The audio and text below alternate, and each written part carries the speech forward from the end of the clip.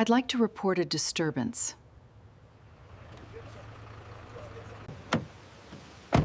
Officer, sir, we received a call about a disturbance. There's no disturbance. We're moving in. You're the owner? I am. There are people at the Whitmore property, on Cedarwood Ridge. I don't recognize them. They have a large truck in there. They're going in and out of the house. The dispatcher said, "Are they causing any damage?" "Ma'am, they look like they're moving things in." "Are you acquainted with the new owners of the property?" A pause. "I wasn't aware it had sold." "Can I get your name?" "Patricia Harmon, 14 Cedarwood Ridge. I've lived here for 19 years. I think I know what belongs on this street." She hung up. Across the street, at number 11, a man named Darius Cole was carrying a box of books through the front door of the house he had purchased 6 weeks ago, in cash, for $2.4 million. His wife, Naomi, was directing the movers from the front porch with the specific, organized efficiency of a woman who had moved 4 times in 12 years and had developed a system. Their daughter, Maya, age 9, was sitting on the front steps drawing the neighborhood in a sketchbook because Maya drew everything she was curious about, and she was very curious about this. None of them knew about the phone call. 3 patrol cars arrived 18 minutes later. The first officer out of his car was a man named Sergeant Victor Reyes, 22 years on the force, who had received the dispatch and had driven to Cedarwood Ridge with the specific, calibrated attention of an officer who had been doing this job long enough to know the difference between a call and a situation. He looked at the house. He looked at the moving truck. He looked at the family. He looked at the woman standing at the window of number 14, watching. He walked up the front path. Darius saw him coming. He set down the box of books. He straightened up. He was 44 years old, 6'1", wearing jeans and a gray t-shirt that had the logo of his alma mater on the chest. He looked at the sergeant with the specific, measured stillness of a man who had been in this moment before, not this exact moment, but the shape of it, and who had learned, through experience, exactly how to inhabit it. He said, "Officer." Reyes said, "Sir, we received a call about a disturbance at this address." Darius said, "There's no disturbance. We're moving in." Reyes said, "You're the owner." Darius said, "I am." Reyes said, "Can I ask your name, sir?" Darius said, "Darius Cole." Victor Reyes stopped. He looked at Darius Cole. Something happened in his face, not large, not dramatic, but specific. The particular expression of a man who has just placed a name he recognizes in a context he was not expecting to find it in. He said, "General Cole," Darius said, "I retired 8 months ago."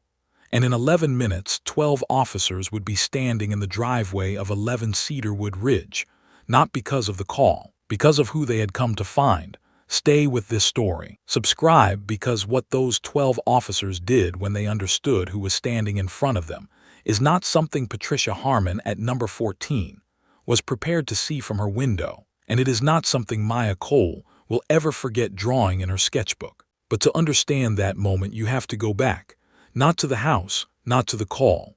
You have to go back to a boy from the east side of Columbus, Ohio, who decided at 17 that he wanted to serve his country, and spent the next 32 years becoming the kind of man that a street like Cedarwood Ridge should have been honored to receive. Cedarwood Ridge was 11 houses on a private lane in Millbrook, Georgia, the kind of address that communicated, without needing to be explicit about it, a specific and durable kind of arrival. The houses were large, colonial and federal and craftsman, each one set back from the lane on lots that ran deep, with mature trees and maintained hedges, and the specific, curated quiet of a neighborhood that had decided long ago exactly what it was. The Homeowners Association had 8 members.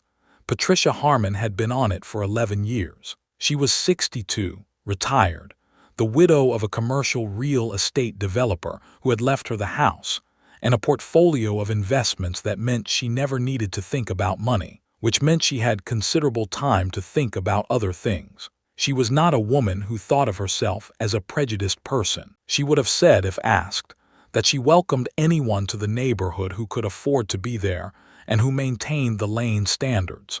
She would have believed this. The belief would have been sincere and would have contained, invisible to her. The assumption that certain people would not meet those standards regardless of what they paid. The Whitmore property had sold 6 weeks ago. She had not known until the moving truck appeared. She had not known who had bought it. She had seen the truck, a professional company, marked, clean, and she had seen the family, and she had picked up the phone. She had told herself she was looking out for the neighborhood.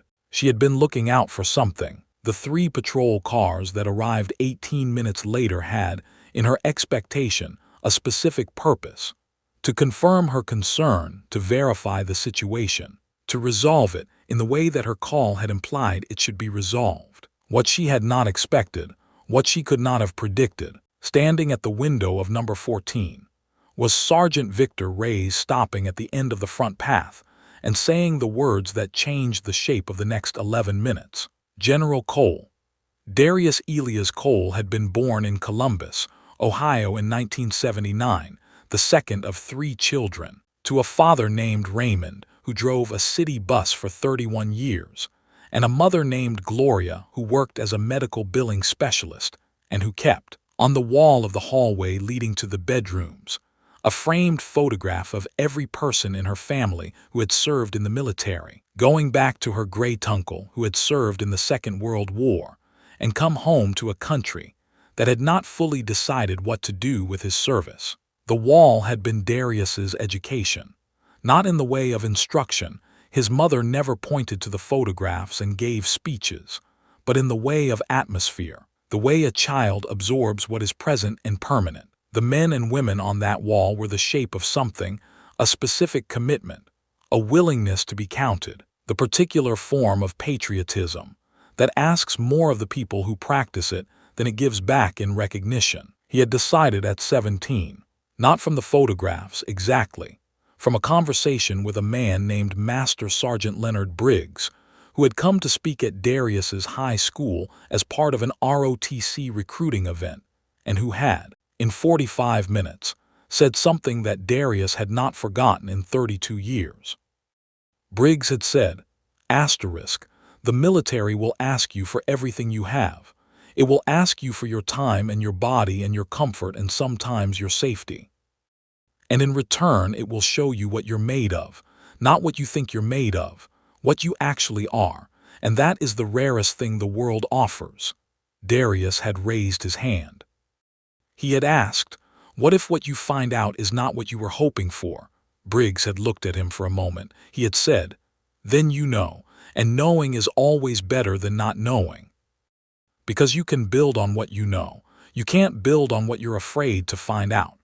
Darius had signed the ROTC paperwork the following week. He had been building ever since. He commissioned as a second lieutenant at 22 from Ohio State, where he had studied systems engineering and played 3 years of varsity basketball, and had met Naomi Washington in a library on a Tuesday afternoon in March and understood, with the specific clarity that the important things tend to arrive with, that he was looking at someone he was going to spend his life with. He had been right about that too. He had served 32 years, 2 combat deployments, 4 commands, a series of staff positions that required the specific combination of strategic intelligence and interpersonal precision that had become, over 3 decades, his most reliable quality. He had been promoted to brigadier general at 50, the youngest in his branch that year, a fact reported in the military press and nowhere else.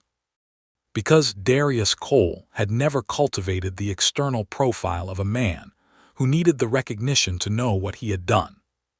He had been promoted to major general at 53. He had retired at 54 with the specific, composed decision of a man who had looked at the next chapter of his service and concluded that the most important things he had left to do were not in uniform. He had told Naomi this on a Sunday evening over dinner. She had looked at him across the table and said, "I know, I've been waiting for you to say it." He had retired 8 months ago. They had taken 6 months to decide where to go, not back to Ohio, not to the cities where they had been stationed, but somewhere new. somewhere that was theirs in the way that places can be yours when you choose them, without any prior claim on the choosing. Naomi had found Millbrook. She had found the house on Cedarwood Ridge. She had walked through it twice and called him from the front porch and said, "Come see this." He had come. He had seen it. He had bought it 6 weeks later, in cash. Because 32 years of military service and 32 years of Naomi's parallel career as a hospital administrator had produced a financial position that made the purchase possible, and because paying in cash was the clearest statement of ownership available in a transaction like this. The deed was in both their names. The closing had been quiet, professional, and complete. And on a Saturday morning in October, with a professional moving company and a daughter drawing the neighborhood in a sketchbook and a wife directing the operation from the front porch, Darius Cole had been carrying boxes into his house when a neighbor he had never met called the police. And that was the thing Patricia Harmon never saw coming. What was at stake was not the house. The house was theirs. The deed was recorded. The transaction was complete. No phone call and no patrol car could change any of that. And Darius Cole had known it the moment the 3 cars pulled up. With the specific knowledge of a man who understood his rights, with the precision of someone who has spent 32 years operating in systems where the rules were the rules, and knowing the rules was the first form of self-defense.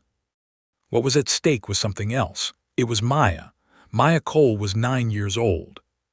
She was sitting on the front steps with her sketchbook when the patrol cars arrived, and she had looked up from her drawing with the specific, alert attention of a child who notices everything. And she had watched her father walk to the end of the path to meet the officer, and something in her face had shifted, not panic, but the first arrival of a knowledge that parents spend years trying to delay and cannot ultimately prevent. The knowledge of what a patrol car on a new street means when you are the new family. Naomi had seen it happen. She had been on the porch when the cars arrived, and she had watched Darius walk toward the sergeant, and she had also watched Maya's face. And what she saw in her daughter's face was the thing she had been hoping, with the specific, limited hope of a parent who knows the world, that Maya would not have to learn yet. The house was theirs, but Maya's understanding of what the world was going to ask of her, that was also at stake in the moment, and it was more important than the house. 3 weeks. Sergeant Victor Reyes had been with the Millbrook Police Department for 22 years. He was 51 years old, the son of a Mexican-American Army veteran who had served in Vietnam and come home to Texas and worked construction for 30 years, and who had told his son, once, when Victor was 16, "The uniform doesn't make you. You make the uniform. Remember that when people salute you." Victor had gone into law enforcement rather than the military, but the principle had arrived intact. He was a man who had spent 22 years trying to be the kind of officer who deserved the trust the badge asked people to extend. Not perfectly. No one was perfect in 22 years of police work. But with the specific, sustained intention of someone who checked himself against his own standard and took the checking seriously. He had recognized the name. Darius Cole had been in the military press in ways that reached beyond the military press. A profile in a national magazine the previous year about the generals who were shaping the Army's next decade. Written before his retirement and still circulating. Victor had read it. He was the kind of reader who read broadly and retained what he read, and a 2-star general named Darius Cole was not a name that left the memory easily once it had entered. He had said the name out loud because names said out loud clarify situations in a way that names held internally do not. And then he had made a call, not to dispatch, to the chief. The chief's name was Harold Sims, 60 years old, 28 years in law enforcement. A man who had spent the last 9 of those years trying to run a department that he was proud of and who understood. When Victor called him, and described the situation in 4 sentences. Exactly what was happening, and exactly what needed to happen next. Sims had said, "I'll be there in 8 minutes." He had also made 2 calls of his own in the car on the way, 11 days. Naomi had come down from the porch when she saw Victor Ray's stop at the end of the path. She had stood beside her husband with her arms at her sides and her face doing the thing it did when she was holding something very large, and had decided that the front yard of their new house on a Saturday morning was not the place to put it down. She looked at the sergeant. She said, "Is there a problem?" Ray said, "No, ma'am, I'm confirming the situation." He looked at Darius. "General Cole, I apologize for the disruption." "Someone called in a concern," Darius said. "Which neighbor?" Ray said. "I'm not able to say." Darius looked at the street, at the houses visible from where he stood. At the window of number 14, where a curtain moved. He said, "I see." He said it the way he said most things, quietly, without heat. With the specific self-command of a man who has spent 32 years in situations that required him to be the calmest person in the room, and who has never fully stopped being that person even after. The uniform came off. Naomi looked at Maya on the steps. Maya was looking at her sketchbook, but she was not drawing. Ray said, "General, I made a call. The chief is on his way." "I hope you'll accept that as," he paused, choosing the word carefully, "as the department's response to the situation." Darius looked at him. He said, "What's your read on the situation, Sergeant?" Ray's was quiet for a moment. He said, "I think a family is moving into their home on a Saturday morning and someone made an assumption." Darius said, "And," Ray's said, "and I'd like to make sure the department's presence here today is something other than a confirmation of that assumption." Darius looked at him for a long moment. He said, "All right, 6 days." The false hope, if there was one, came in the brief window between Ray's arrival and the chief's. The moment where it might have resolved quietly, where the patrol cars might have left, where the incident might have been a footnote rather than a story. It did not resolve quietly, because Patricia Harmon came out of number 14. She crossed the lane with the specific, self-righteous purpose of a woman who believes she is owed an explanation, and she said to Victor Ray's, "What's happening? Are they authorized to be here?" Ray's looked at her. He said, "Ma'am, the family at this address is the lawful owner of this property," she said. "I'd like to see documentation." Darius looked at her. He did not raise his voice. He did not take a step toward her. He stood in his driveway, in his gray t-shirt with his alma mater's logo, and he looked at the woman who had called the police on his family's moving day. And he said, with the precise, measured delivery of a man who has given orders in combat and knows the difference between a voice that commands and a voice that diminishes, "Ma'am, this is my house. My name is on the deed. My family is moving in today. You are standing on my property." She looked at him. She said, "I was simply looking out for the neighborhood." He said, "I know." The 2 words landed with the weight of everything he did not add to them. She went back inside. Victor Ray's watched her go. He looked at the ground for a moment, then he looked at Darius. He said, "The chief will be here in 3 minutes." He was. If you need to see what happened when the chief arrived, subscribe. Because what Harold Sims did in the driveway of 11 Cedarwood Ridge on that Saturday morning is not something Patricia Harmon had imagined when she made her call. And it is the reason Maya Cole picked up her pencil again. Chief Harold Sims pulled up in an unmarked car. He stepped out. He was in his civilian clothes, a weekend, his day off. He had come from a hardware store based on what was in the bag on his back seat. He walked up the driveway and extended his hand to Darius Cole and said, "General Cole, I'm Harold Sims, Chief of Police. I want to personally apologize for this morning." Darius shook his hand. Sims said, "You served this country for 32 years. You chose Millbrook for your family. That means something to us." He paused. "I want to make sure that's clear," Darius said. "I appreciate that, Chief," Sims said. "I made a couple of calls on the way here." "I hope you don't mind," Darius said. "What kind of calls?" Sims said. "The kind that seemed appropriate." He looked toward the end of the lane. They arrived in 3 vehicles. 12 officers, some in uniform, some in civilian clothes, several who had clearly been called on their day off and had come anyway.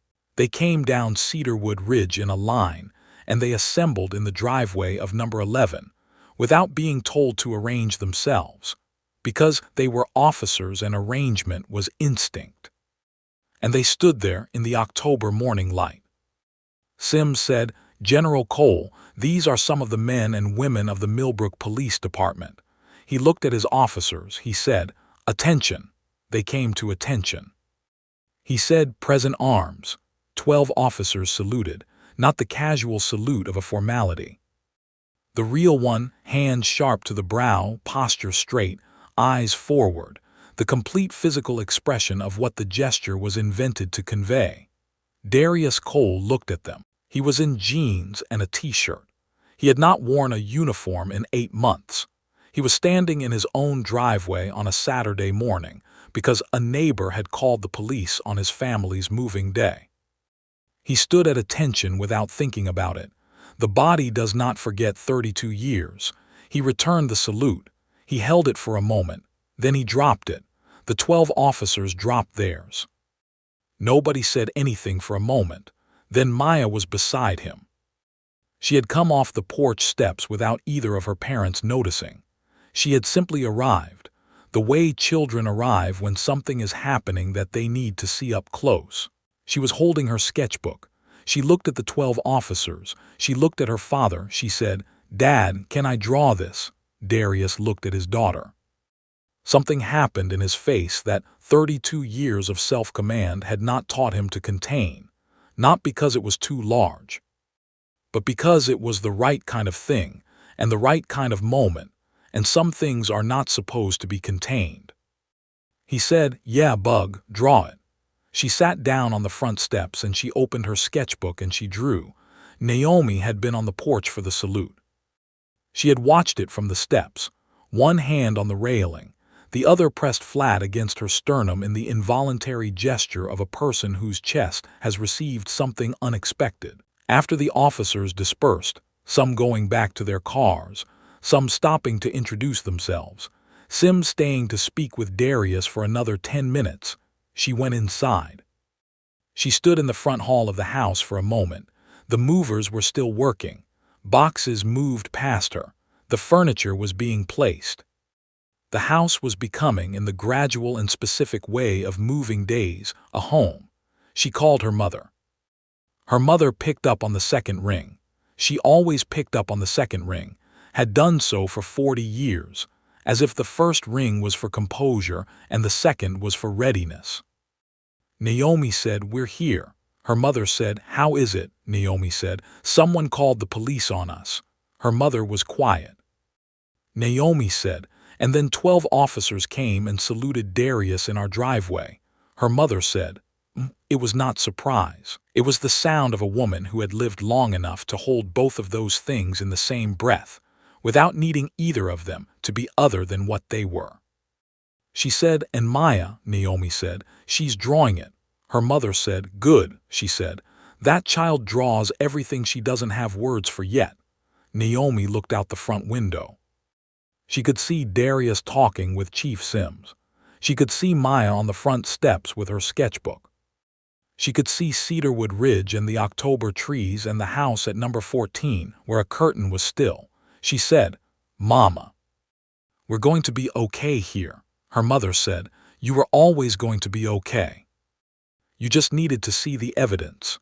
Naomi stood in the front hall of her house and held the phone and looked out the window. She said, "Yeah," she said, "I see it."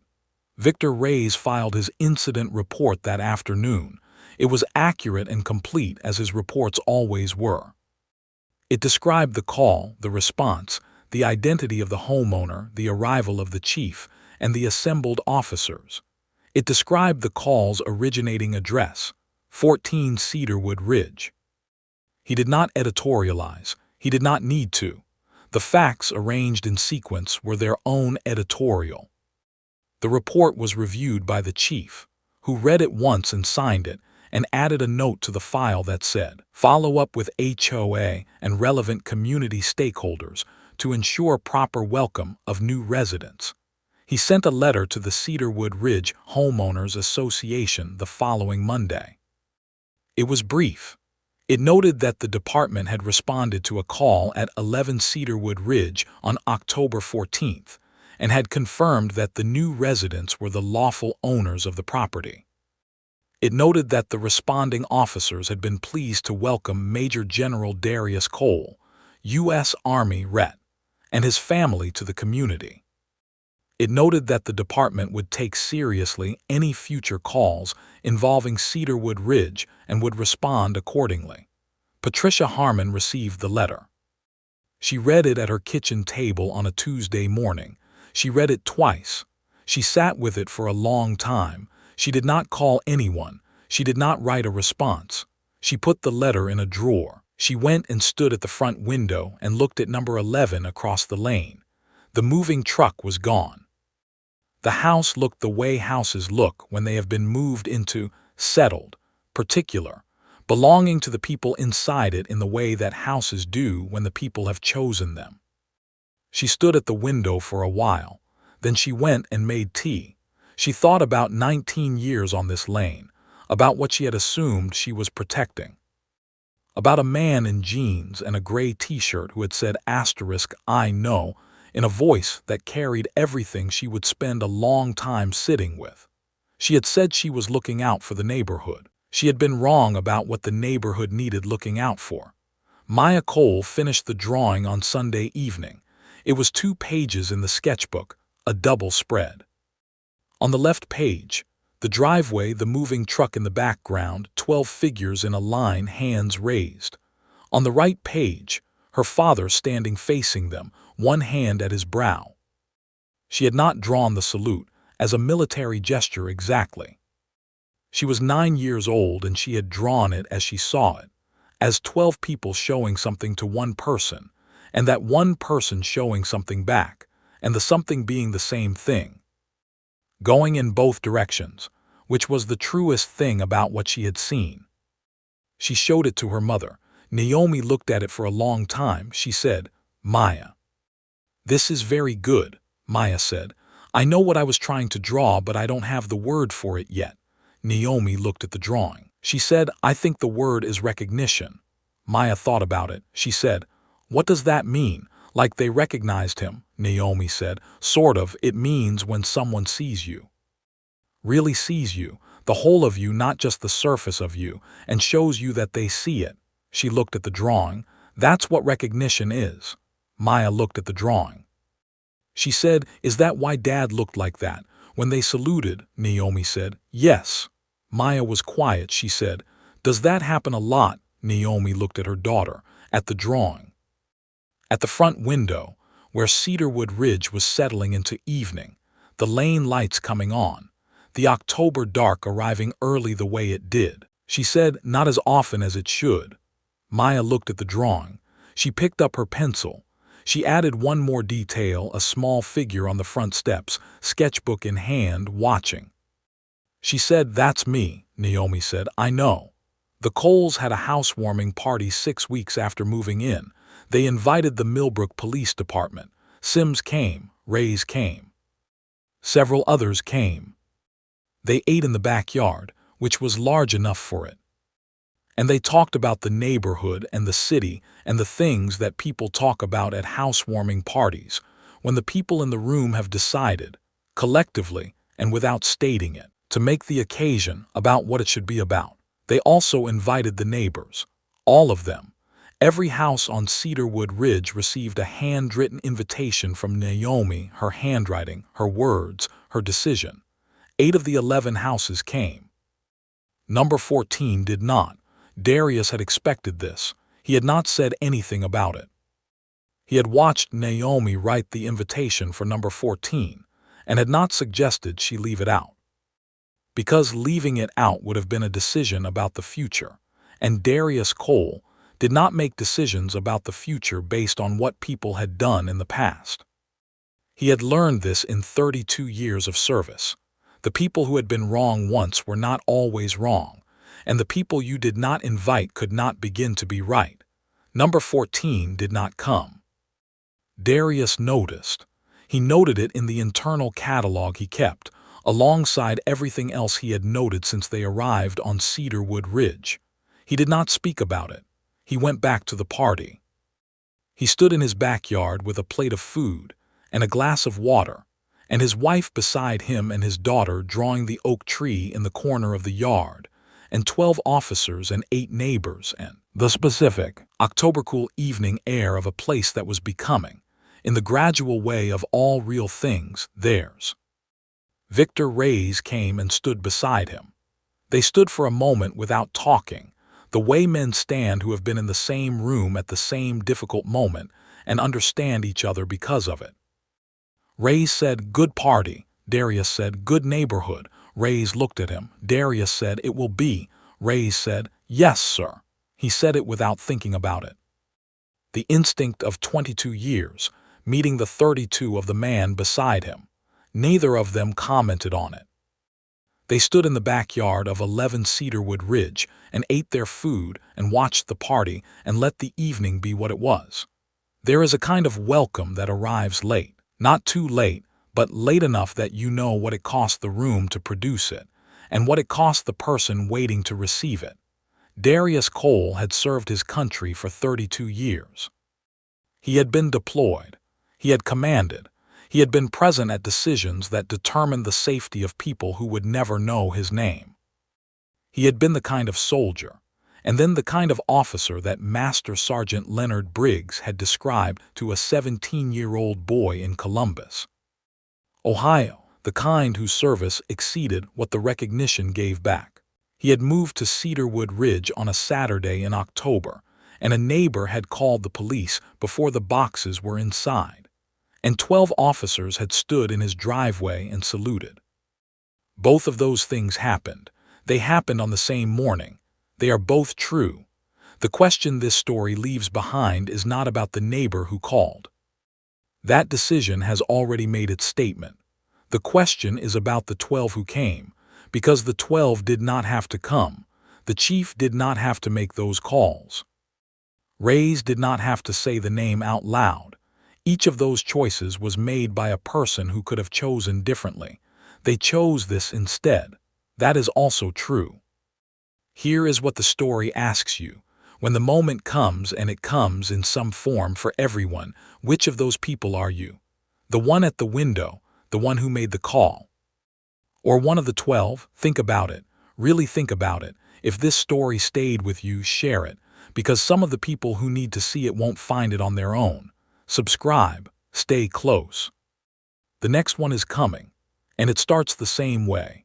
With someone deciding, without information, without justification, without a single question asked in good faith, that a family does not belong. And ending the same way, with the neighborhood finding out who it actually was. Drop a comment. Tell me, when was the last time you were one of the 12? And when was the last time you should have been and weren't? Let that answer sit with you, because everybody deserves to be seen.